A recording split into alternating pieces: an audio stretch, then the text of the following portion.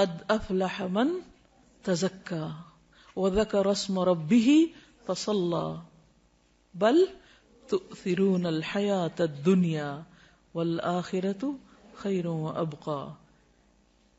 دنیا کے سارے غم اور پریشانیاں یہی رہ جائیں گے. اصل فکر بس آخرت کی لگا لے. ایک فکر ہر فکر سے بے نیاز کر دے گی, ہر فکر کو کاٹ دے گی, اور وہ فکر آخرت ہے. تقوی میں, اللہ کے ڈر میں, دنیا اور آخرت کی ساری مشکلات کا حل ہے. اللہ کا وعدہ ہے, اللہ نے اہل کتاب سے وعدہ کیا تھا کہ اگر وہ اپنی کتاب کو قائم کرتے, اس پر عمل کرتے, تو لَأَكَلُوا مِن فَوْقِهِمْ وَمِن تَحْتِ أَرْجُلِهِمْ, آسمان سے بھی رزق برستا, پاؤں کے نیچے سے بھی نکلتا. رزق کی تنگی فراوانی یہ سب بھی اللہ کے ڈر کے ساتھ. اللہ سے ڈرنے والے بن جائیں, گناہوں سے بچیں, ساری مشکلات آسان ہو جائیں گی. لیکن یہ نقطہ ہمیں سمجھ میں نہیں آتا. انسان کے رزق میں رکاوٹ اس کے اپنے گناہوں کی وجہ سے ہوتی, انسان پہ حالات کی تنگی اس کے اپنے گناہوں کی وجہ سے ہوتی ہے. تو ہم سب کو نحوستیں باہر سے نہیں اندر سے دیکھنی چاہیے. سب سے بڑی نحوست گناہوں کی نحوست ہے, اللہ کی نافرمانی کی نحوست ہے. جس جگہ پر نماز نہ پڑھی جائے وہ جگہ منحوس ہو جاتی. تو یہ دیکھیں کہ کہاں گناہ ہو رہے ہیں. اگر ہمارے گھروں میں ہر وقت میوزک بج رہا ہے, اور رحمت کے فرشتے کہاں سے آئیں گے؟ ہر طرف تصویریں لٹک رہی, رحمت کے فرشتے کہاں سے آئیں گے؟ خیر و بھلائی کہاں سے ہوگی؟ اگر رشوت کا مال آ رہا ہے, سود کا مال آ رہا ہے, حرام مال آ رہا ہے, کسی یتیم کی غصب کی زمین پہ گھر بنا کے رہ رہے ہیں, رحمتیں کہاں سے برسیں گی؟ نحوست تو یہ ہے, ان خرابیوں کی نحوست ہے, ان حرام کاریوں کی نحوست ہے جس کو ہم نہیں سمجھ پاتے, اور ہم بلیم کرتے ہیں دوسروں کو. اس نے نظر لگا دی, اس کا قدم ایسا پڑ گیا, فلاں کی وجہ سے مصیبت آ گئی. مصیبتیں اندر سے اٹھتی ہیں, ان کی فکر کرنے کی ضرورت ہے. ہر گندگی کو اپنے اندر سے نکالنے کی ضرورت ہے, چاہے وہ شرک کی گندگی ہو, جو قرآن مجید میں آتا ہے نا, فَاجْتَنِبُوا الرِّجْسَ مِنَ الْأَوْثَانِ, بتوں کی گندگی سے بچو. اگر گھر میں بت رکھے ہوئے ہم نے تو نحوست تو آئے گی, رحمت کہاں سے آئے گی؟ تو عربوں کے ہاں عموماً جب فال لیتے تھے تو پرندوں سے لیتے تھے. تو ایسا شخص جو برا شگون لے, اس کے بارے میں آپ نے فرمایا, من ردتہ الطیرۃ من حاجۃ فقد اشرک. قالوا یا رسول اللہ ما کفارۃ ذلک؟ قال ان یقول احدهم اللهم لا طیر الا طیرک ولا خیر الا خیرک ولا الہ غیرک. جو شخص کسی سے بدفعلی پکڑ کر اپنے مقصد سے لوٹ آیا, اس نے شرک کیا. صحابہ کرام نے پوچھا, اللہ کے رسول صلی اللہ علیہ وسلم اس کا کفارہ کیا ہوگا؟ فرمایا, وہ کہے, اے اللہ, تیری دی ہوئی بھلائی کے سوا کوئی بھلائی نہیں, اور تیری فال کے سوا کوئی فال نہیں, اور تیرے علاوہ کوئی معبود نہیں. اب یہ شرک کیسے ہوتا ہے؟ مثال کے طور پر ایک شخص گھر سے نکلا, کالی بلی راستہ کاٹ گئی, تو اس نے اسے منحوس سمجھا اور وہ گھر واپس آ گیا, کام کے لیے گیا ہی نہیں. تو میں نے کالی بلی دیکھ لی تھی, وہ آگے سے گزر گئی تھی, تو میں نے سوچا کہ اب میرا کام ہوگا نہیں, اس لیے میں واپس آ گیا. یہ شرک ہے, یہ شرک ہے. اور یہ اس قسم کا شرک ہے کہ جس کو ہمارے معاشرے میں کھیل مذاق کے طور پہ لیا جاتا ہے, ان کو برا بھی نہیں سمجھتا. لوگ ایک دوسرے کے سامنے ایسی باتیں کھلے عام مجلسوں میں کر رہے ہوتے ہیں, اور کوئی کسی کو روکتا ہی نہیں ہے, اور کوئی احساس بھی نہیں کرتا کہ وہ کس قسم کا جملہ بول رہا ہے. بظاہر یہ ایک معمولی سی بات ہے, مگر حقیقت میں یہ شرک ہے, کیونکہ کسی بھی شخص کا نفع یا نقصان بلی کے ہاتھ میں نہیں. اکثر ایسا ہوتا ہے کہ اپنی لاپرواہی کی وجہ سے کوئی کام خراب ہو جاتا ہے, اور شیطان ہمیں سجاتا ہے کہ یہ ساری خرابی فلاں کی وجہ سے ہوئی, ہم اس کو بلیم کرنے لگتے ہیں. آج صبح صبح اس کا منہ دیکھ لیا تھا, اس لیے فلاں اور فلاں کام خراب ہو گیا. یہ جملہ بھی نہیں بولنا چاہیے. اسی طرح آنکھ پھڑکنے سے خوف زدہ ہو جانا, یا ہاتھ میں کھجلی ہونے سے امید لگا بیٹھنا کہ آج مال ملے گا, یا جوتے پہ جوتا آ گیا تو سفر پیش آئے گا. رنگوں سے شگون لینا بھی ہمارے معاشرے میں عام ہے. مثلا سیاہ رنگ نہ پہننا کہ بیمار پڑ جائیں گے. ہمارے خاندان میں سیاہ رنگ جو ہے وہ ایسے اور ایسے اثرات رکھتا ہے, اس قسم کی باتیں کرتے ہیں لوگ. یہ رنگ ہمیں سوٹ نہیں کرتا. یا یہ کہ احترام کے منافی, کیونکہ خانہ کعبہ کا غلاف کالا ہے. سب جوتا نہ پہننا کہ بے ادبی ہوگی, کیونکہ گنبد کا رنگ سبز ہے. تو یہ خود ساختہ طور پر کچھ چیزوں کو حلال یا حرام کر لینا ہے, اس کی بھی ہمیں اجازت نہیں ہے. یعنی اپنے طور پر جو تمہاری زبانیں جھوٹ گھڑتی ہیں کہ یہ حلال ہے یہ حرام ہے، ایسا مت کہو، اس کی اجازت نہیں ہے۔ یہ سب وسوسے اور توہمات ہیں جن کی حقیقت اس کے سوا کچھ نہیں کہ شیطان انسان کو شرک میں مبتلا کر کے اس کے اعمال ضائع کروائے۔ یہ سب شیطانی حربے ہیں۔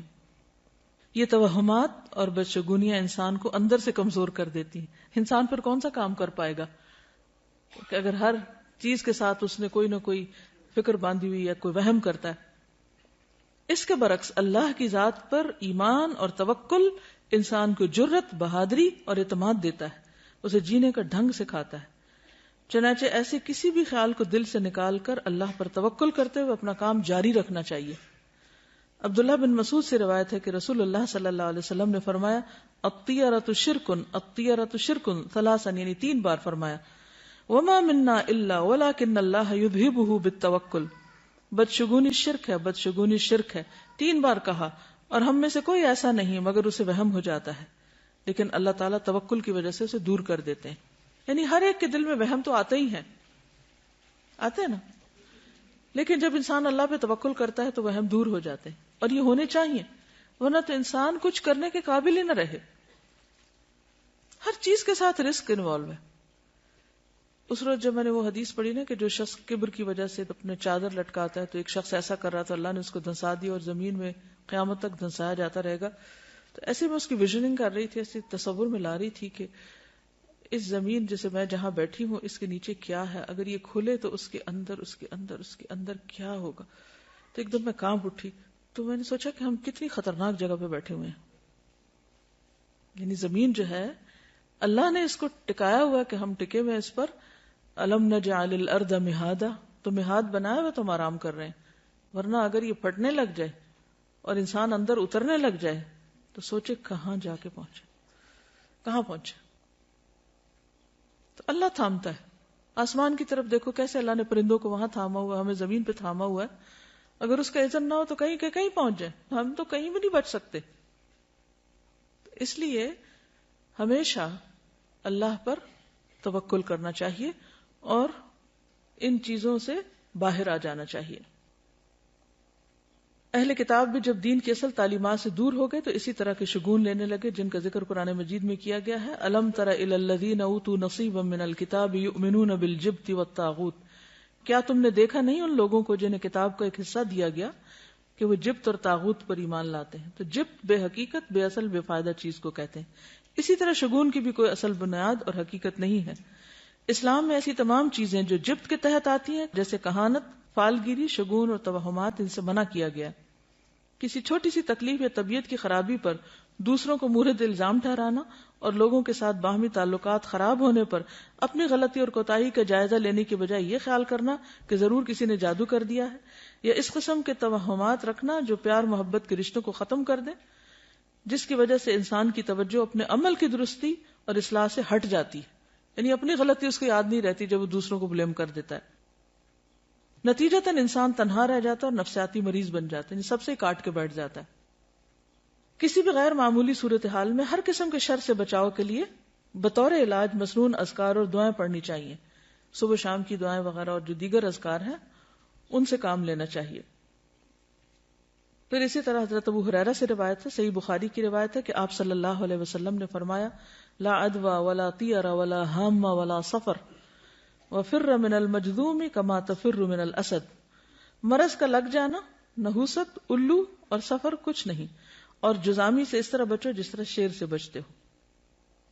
تو اصل بات یہ ہے کہ عربوں کے ہاں کچھ ایسی چیزیں رائج تھیں کہ جن کی وجہ سے وہ بہت زیادہ پریشانیوں کا شکار رہتے تھے، تو نبی صلی اللہ علیہ وسلم نے ان چیزوں کو بے حقیقت بتائی، جو ہم نے پڑھا نا جبت، بے حقیقت، بے فائدہ چیزیں، تو ان میں ان چیزوں کا کچھ ذکر ہے۔ اب آپ دیکھیے کہ نبی صلی اللہ علیہ وسلم کا یہ جو قول ہے ہامہ، کیا مطلب ہے اس کا؟ ہامہ کوئی چیز نہیں۔ جب نظر کا وہ دم پڑھتے ہیں نا، جو دعا پڑھتے ہیں اعوذ بکلمات اللہ التامات من کل شر و شیطان و ہامۃ، وہ وہامہ نہیں ہے، وہ ہامہ، الگ الگ ہے، واو اور ہامہ۔ تو یہ ہامہ کیا ہے؟ تو بقیہ کہتے ہیں کہ میں نے محمد بن راشد سے یہ بات پوچھی کہ یہ کیا چیز ہے، تو انہوں نے کہا کہ جاہلیت میں لوگ کہا کرتے تھے کہ جب بھی کوئی شخص مر جاتا ہے اور اسے دفن کیا جاتا ہے تو اس کی قبر سے ایک الو نکلتا ہے. یہ دور جاہلیت کی ایک سوچ ہے. بقیہ کہتے ہیں میں نے سفر کے متعلق پوچھا تو انہوں نے کہا جاہلیت کے لوگ سفر کے مہینے کو منحوس خیال کرتے تھے. وجہ تو پیچھے آپ پڑھ ہی چکے ہیں.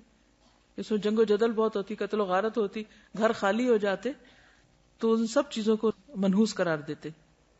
تو نبی صلی اللہ علیہ وسلم نے فرمایا سفر کچھ نہیں, یعنی اس کی نحوست نہیں ہے. محمد بن راشد کہتے ہیں کہ میں نے ان لوگوں کو بھی سنا جو کہتے ہیں کہ سفر ایک پیٹ کے درد کا نام ہے, یعنی ایک بیماری ہے, اور وہ لوگ کہا کرتے تھے کہ یہ متعدی ہوتا ہے, یعنی دوسروں کو لگ جاتا ہے. تو آپ نے فرمایا کہ سفر کی کوئی حقیقت نہیں. ٹھیک ہے, تو یہ جو حدیث ہے نا لا عدوى ولا طیر ولا حام ولا سفر, یہ سب بے حقیقت چیزیں ہیں, جبت ہے. ٹھیک ہے. اشہب کہتے ہیں کہ امام مالک سے رسول اللہ صلی اللہ علیہ وسلم کی قول لا سفر, سفر کچھ نہیں ہے کے بارے میں سوال کیا گیا تو انہوں نے کہا کہ اہل جاہلیت سفر کے مہینے کو 1 سال حلال کر لیتے اور 1 سال حرام کر دیتے. تو نبی صلی اللہ علیہ وسلم نے فرمایا سفر کچھ نہیں ہے. ابن عباس کہتے ہیں, یہ صحیح بخاری کی روایت ہے, کہ عرب سمجھتے تھے کہ حج کے دنوں میں عمرہ کرنا روئے زمین پر سب سے بڑا گناہ ہے. کیا سمجھتے تھے عرب دور جاہلیت میں؟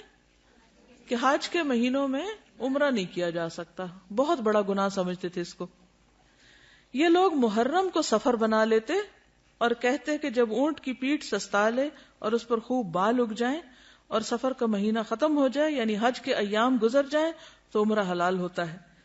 پھر جب نبی صلی اللہ علیہ وسلم اپنے صحابہ کے ساتھ چوتھی کی صبح کو, یعنی ذوالحج کی 4 تاریخ کو حج کا احرام باندھے ہوئے آئے تو آپ نے انہیں حکم دیا کہ اپنے حج کو عمرہ بنا لیں, پہلے عمرہ بھی کریں. یہ حکم عرب کے پرانے رواج کی بنا پر صحابہ پر بھاری گزرا کہ اچھا, کیونکہ دور جاہلیت میں وہ اس مہینے میں عمرہ نہیں کرتے تھے, حج کے مہینے میں. تو اللہ سبحانہ وتعالیٰ نے ان کو اکٹھا کر دیا, وَأَتِمُّ الْحَجَّ وَالْعُمْرَةَ لِلَّهِ, اور نبی صلی اللہ علیہ وسلم نے بھی حج تمتع کو بہتر قرار دیا, افضل قرار دیا. اسی لیے عبداللہ بن عمر جو تھے وہ اپنے والد سے ناراض ہوئے تھے کہ نہیں, میں تو تمتع کی نیت کروں گا میں, کیونکہ دور جاہلیت کی اس رسم کو بھی کاٹا جا رہا تھا. ہم ویسے پڑھتے ہیں, کہتے ہیں واٹ اے بگ ڈیل, یعنی کہ کیوں اس کو اتنا اسٹرکٹلی لیا جا رہا ہے. اور آپ نے یہ بھی فرمایا کہ قیامت تک کے لیے حج اور عمرہ اکٹھے ہو گئے ہیں. تو یہ عربوں کی دور جاہلیت کی رسم کے خلاف تھا. تو اس پر صحابہ پر یہ بات بھاری گزری. تو انہوں نے پوچھا یا رسول اللہ, عمرہ کر کے ہمارے لیے کیا چیز حلال ہو گئی؟ فرمایا تمام چیزیں حلال ہو جائیں گی, پھر حج کے لیے احرام دوبارہ باندھنا ہوگا, کیونکہ وہ تو ایک ہی احرام پہن کے آتے اور اسی میں حج کرتے تھے. تو یہ جو اونٹ کی پیٹھ کے بال اگنا دوبارہ کا مطلب کیا ہے کہ جب حج کا سفر ایک دفعہ آ گئے تو پتہ نہیں کہاں کہاں سے لوگ آئیں گے. الا کل دامر یاتین من کل فج عمیق, تو اتنا سفر کرتے تھے کہ اونٹوں کی پیٹھوں کے بال جو تھے وہ بےچارے گھس گھس کے بالکل ننگی ہو جاتی تھی. پھر وہ لا کے چھوڑ دیتے, وہ مہینہ حج کے مناسک وغیرہ ادا ہو رہے ہیں, لیکن عمرہ نہیں کرتے تھے. اتنے میں دوبارہ بال آ جاتے تھے, یعنی کہ واپسی کی تیاری شروع ہو گئی. تو کبھی وہ محرم کو سفر بنا لیتے کہ یہ تو حج کا مہینہ نہیں ہے, اس لیے اس میں ہم عمرہ کر لیتے ہیں, اور پھر جو اصل سفر ہوتا اس کو محرم قرار دے دیتے. اس کو قرآن مجید میں کیا کہا گیا؟ سورۃ التوبہ آیت 37, انما النسیء زیادۃ فی الکفر. نسی کیا ہوتا تھا؟ مہینوں کا عدل بدل. یضل بہ الذین کفروا, اہل کفر اس سے گمراہ کیے جاتے, یعنی کرنے والے تو چند ایک ہوتے, باقی سب کو بھی مس لیڈ کرتے. یحلونہ عاما ویحرمونہ عاما, کسی مہینے کو 1 سال حلال کر لیتے اور اگلے سال اسی کو حرام قرار دے دیتے. تو عموماً حرام مہینے کو اپنی مرضی کرنے کے لیے حلال کر لیا کرتے تھے. اور اس کی ضرورت کیوں پیش آتی؟ تاکہ وہ جو دور جاہلیت کے توہمات اور غلط رسمیں تھیں ان کو پورا کر سکیں. لیواطئوا عدۃ ما حرم اللہ, تاکہ گنتی پوری کریں جو اللہ نے حرام قرار دیا. فیحلوا ما حرم اللہ, تو صرف اس گنتی پوری کرنے کے لیے اللہ کی حرام کردہ چیز کو اپنے ہاتھ میں لے کر اس کو حلال کر دیتے. زین لہم سوء اعمالہم, ان کے اعمال ان کے لیے خوبصورت بنا دیے گئے.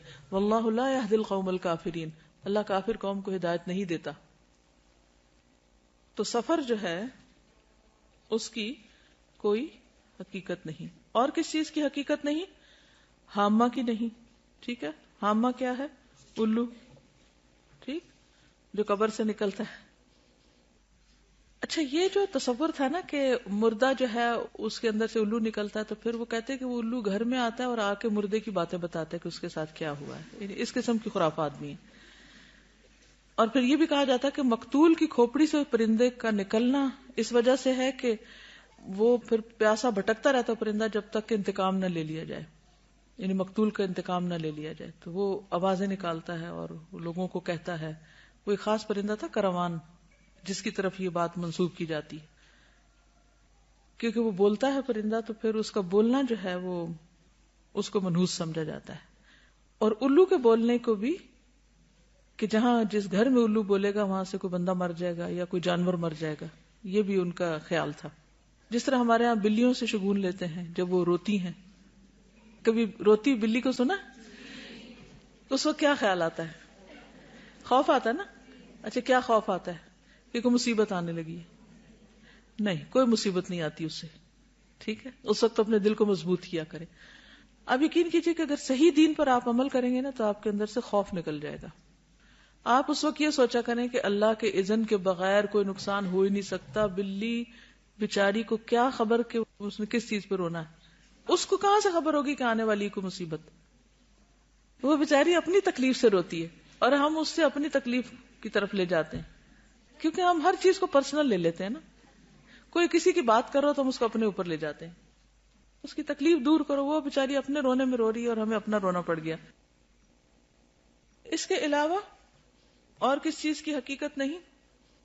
یہ جو پرندوں وغیرہ سے بھی بدشگونی لیتے ہیں، ہاروسکوپ سے لیتے ہیں. وہ لکھا ہوتا ہے نا ہفتہ کیسا گزرے گا، تو اس میں لکھا ہوتا بدھ کے دن آپ سفر نہ کیجئے کیونکہ حادثے کا امکان ہے. اب لوگ اگر اس کو سامنے رکھ کے اسکول سے چھٹی کر لیتے ہیں، تو اب آپ دیکھیے کہ دنیا کا تو سارا کام ہی ٹھپ ہو کے رہ جائے اگر انسان ان خرافات کے پیچھے چل پڑے. کس قدر نقصان دہ ہے. تو ایسا سوچنا اور ہاروسکوپ پر یقین رکھنا یہ کفر ہے، شرک ہے. اور کس قدر افسوس کی بات ہے کہ کھلے عام بعض اوقات ان چیزوں کو پروموٹ کیا جا رہا ہوتا ہے اور لوگوں میں کوئی حلال حرام کی پھر تمیز ہی نہیں رہی، جائز ناجائز کی تمیز نہیں. اور اس طرح شیطان ہمارا ایمان اچک کے لے جاتا ہے. اور اگر شرک ہو جائے، ایمان میں خرابی آ جائے، تو آپ سوچئے کہ پھر تو نمازیں بھی گئیں، حج بھی گئے، عمرے بھی گئے، صدقہ خیرات، ہر چیز ضائع ہو گئی. کس قدر خسارے کا سودا ہے. شیطان بڑا چالاک دشمن ہے. وہ وہاں جا کے حملہ کرتا ہے کہ جڑ کاٹ دیتا ہے، باقی آپ جتنی مرضی تھکتے رہیں، تھکیں دن رات، قبول تو ہونا نہیں. وہ تو سب ضائع ہو جائے گا شرک کے ساتھ. تو اس لیے ان چیزوں کے بارے میں معاشرے میں جو غلط فہمیاں پائی جاتی ہیں، یا لوگ صرف فن کے طور پر یا کھیل کود کے طور پر ان چیزوں کو اپنائے ہوئے ہیں. کچھ لوگ کہتے ہیں نا we are not serious, we just enjoy reading, کہ ہم بس خوش ہو رہے ہیں پڑھ کے، لیکن اندر اندر سے مان بھی رہے ہوتے ہیں. ایک ہلکی سی وہ اندر ہوتی ہے ڈر کی سی کیفیت. کچھ لوگ تو شادی کے پلان نہیں بناتے جب تک، اب تو خیر ساتھ ویدر بھی دیکھتے ہیں، لیکن چلے ویدر فور کاسٹ تو ایک مشینی عمل ہے، وہ یہ نہیں سمجھتا کوئی کہ غیب کا علم ہے. لیکن ان چیزوں پر تو پھر ایک طرح سے غیب پر ایمان لانے والی بات ہے. انہی شیطان نے اگر اس کو یہ کہا کہ شرک نہ بھی ہم بولیں، لیکن ہم اس کو صرف ایک فن یا ایک جسٹ فار انجوائمنٹ کے طور پہ بھی لیتے ہیں، تو ہم اس کو انڈائریکٹلی پروموٹ ہی کر رہے ہوتے ہیں اور لوگ پھر اس کو چھوڑ نہیں پاتے. تو اس لیے بہت ضروری ہے کہ ایسی ساری کتابوں کو گھر سے نکال کے جلا دیا جائے، پھینک دیا جائے، کوئی اور بھی نہ پڑھے. موبائل فون پہ آتا ہے، استغفر اللہ. یعنی کہیں نہ کہیں سے کوئی نہ کوئی جو جدید ذرائع کمیونیکیشن ہے ان کے ذریعے بھی لوگوں کو انوالو کر لیا گیا. تو آپ دیکھیں نا کہ کس قدر خرابی ہے کہ بچنا کس طرح مشکل ہو گیا. آپ صلی اللہ علیہ وسلم فرمایا تھے کہ میری امت میں شرک کس طرح داخل ہو جائے گا، جیسے سیاہ رات میں سیاہ پتھر پر سیاہ چونٹی، کہ نظر بھی نہ آئے، پتہ بھی نہ چلے. دیکھیں اس قسم کی جو بھی چیزیں ہوتی ہیں نا، اس میں اگر آپ یہ کہیں کہ ہم پورا یقین نہیں رکھتے تو اس کی وجہ سے شک میں مبتلا ہونا بھی غلط ہے. تو شک والی چیز کو بھی چھوڑ دینا چاہیے. پھر اسی طرح بیماروں سے نفرت کرنا اور یہ سوچنا کہ یہ ضرور بیماری مجھے اس سے لگ گئی ہے یا لگے گی، یہ وہم بھی نہیں کرنا چاہیے. کیونکہ آپ دیکھیے کہ جب ایک وائرس پھیلتا تو ہر ایک کو تو نہیں لگتا نا. اگر صرف وائرس ہی لگنا ہے تو پھر تو کوئی نہ بچے، لیکن پھر بھی کچھ لوگ بچ جاتے ہیں. اس کا مطلب ہے کہ اصل چیز وائرس نہیں ہے، اللہ کا اذن ہے. اگر اللہ کا اذن ہوگا تو بیماری لگ جائے گی، ورنہ نہیں. تو اس میں بھی انسان کو ڈرنا نہیں چاہیے اپنے اندر. وہ اگر کیفیت شیطان ڈالے بھی دل میں کہا ہے اس سے تمہیں لگ جائے گا، تو اس پہ کنٹرول کرنا چاہیے، احتیاط کرنی چاہیے. کیونکہ حدیث کے آخر میں ہے نا وَفِرَّ مِنَ الْمَجْذُومِ كَمَا تَفِرُّ مِنَ الْأَسَدِ، اور جزامی سے اس طرح بچو جیسے شیر سے بچتے. نہیں جان بوجھ کے آپ وہاں ہاتھ نہیں ڈالیں، لیکن اگر کسی کو لگ جائے تو یہ نہ سمجھے کہ اس چیز کے اندر یہ طاقت تھی تو اس سے مجھے لگ گئی ہے. یعنی آبویسلی کوئی ریزن یا سبب تو ہوتا ہے، لیکن سوچنے کی بات اور نکتہ یہ ہے کوئی چیز آپ کو نقصان نہیں دے سکتی جب تک کہ اللہ کا اذن نہ ہو. اب آپ دیکھیے ان دو کیفیات میں فرق ہے. ایک یہ کہ کسی بھی چیز کو دیکھ کے آپ ڈر جائیں کہ ہائے ہائے یہ بس اب یہ تو اٹیک ہوا مجھ پہ، اور دوسرا یہ ہے کہ آپ کہیں کہ جی نہیں ہو سکتا جب تک اللہ نہ چاہے، تو مجھے ڈرنے کی ضرورت نہیں. ہاں احتیاط ضروری ہے.